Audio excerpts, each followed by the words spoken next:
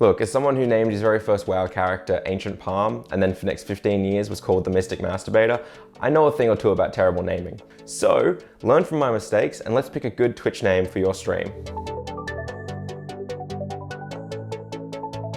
Hey, I'm LJ from StreamScheme.com. I'm also a variety streamer over at twitch.tv/Eljayem_. There are links to both my stream and over 200 guides over on StreamScheme.com in the description. So today I'm going to be going through my top 5 pieces of advice when it comes to picking Twitch names, as well as talking about a few of the ways you can generate Twitch names when you're not feeling super creative. There'll be links to everything I talk about today in the description, as well as time codes throughout the video, so you can skip to any part you actually need. But with that out of the way, let's get straight into it.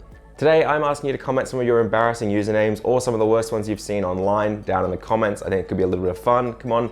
I owned up to being called Ancient Palm. I can't wait to see Bootyman69 with 2 Y's in the comments.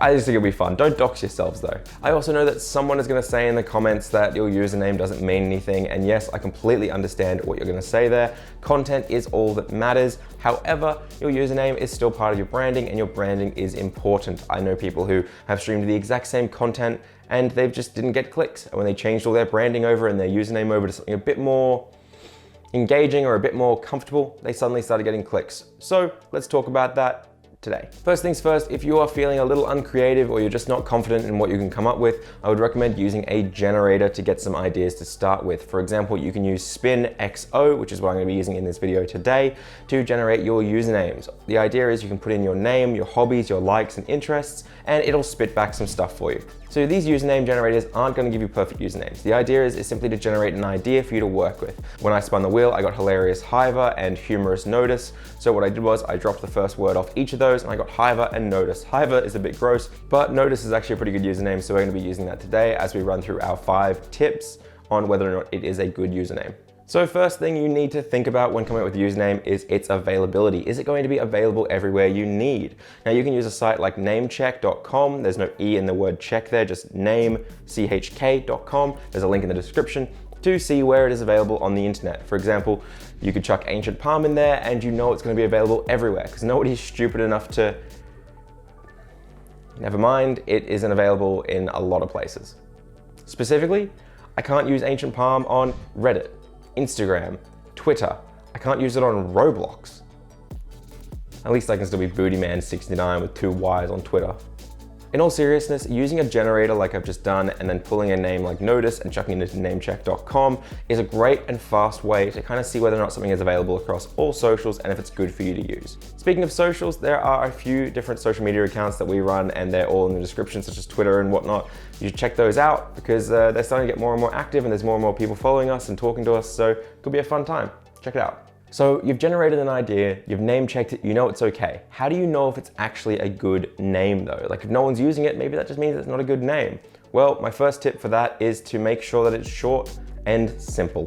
Just a few syllables that are easy to remember and easy to pronounce. For example, Eljayem to me was always easy, but when you go talk in chat, a lot of people read it as Eljayem, and it doesn't quite work. So I made a small mistake there, but it's quite easy for me to just say, oh, Eljayem, and they get it. I went with Eljayem because it's short, it's unique, it is personable to me, but even more importantly, it is able to be shortened down into a nickname as LJ, which is something that's actually really important for bonding. A lot of the time, if someone feels like they can give you a nickname, it will kind of build up that trust and that connection a bit faster. So try and find something that can be shortened into a nickname.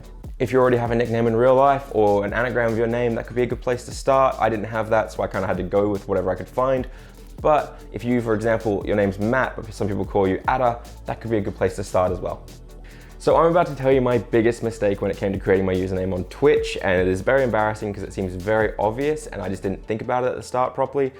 But before I do that, I want to throw it out there that if this channel has given you any ideas or helped you out at all, please consider subscribing. We create content weekly and only 15% of the people who view our content are actually subscribed. So just consider it and I really appreciate it. So the biggest mistake I made when I created my Twitch channel was that I tried to use the name Eljayem without the underscore on the end and it was taken. So I went and checked out some of my favorite streamers such as Sips and Ravs, and they both have underscores under theirs. So I thought, well, I guess it's not a big deal.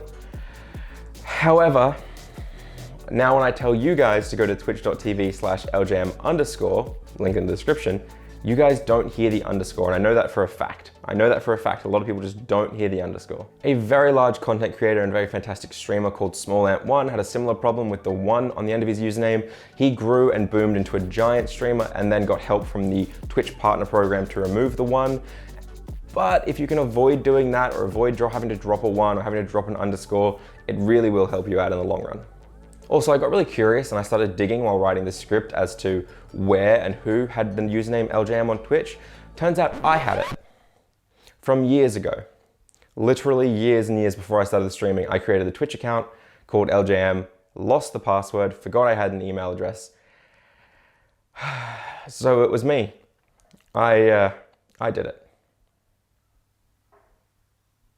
Speaking of avoiding numbers and underscores and trying to future-proof yourself so you don't have to remove it later, future-proofing your username is incredibly important. Is your username going to lock you into a particular genre? Is your username going to make it hard for you to get sponsorships? If your username is ShooterGodXX, how are you going to go play slow Stardew Valley or card games or anything else other than shooters? Don't put live or gaming in your username, because at the end of the day, you might not always be a live streamer. You could just be a brand name in the future. You might not want to do gaming in the future. You might just want to do some chatting categories or painting. Future-proof yourself so that you're not locked into one goal. So while XX Elite Gamer XX with 3s instead of E's and 4s instead of A's might sound awesome right now to you and your friends, it's probably not going to be great for the future. So just think about future-proofing. So with that out of the way, I really do recommend going and checking out some of these generators. They are all linked in the description as well as on our page over at streamscheme.com. Use Namechk to find out whether or not it's even available, and then remember to future-proof, avoid numbers and underscores, keep it short and simple, and make it pronounceable. If you do all these things, your username will be memorable and brandable for the future. So there are all my tips today. I'm gonna throw it out there that if you enjoyed this video, please consider subscribing, liking, checking out our other content. We produce videos weekly, and I'm really having fun with it. The comments you guys are leaving are really, really nice. It makes me feel like I'm actually doing something to help out a lot of people, and I feel like I'm adding a fresh spin, hopefully. So let me know. I'll see you next week.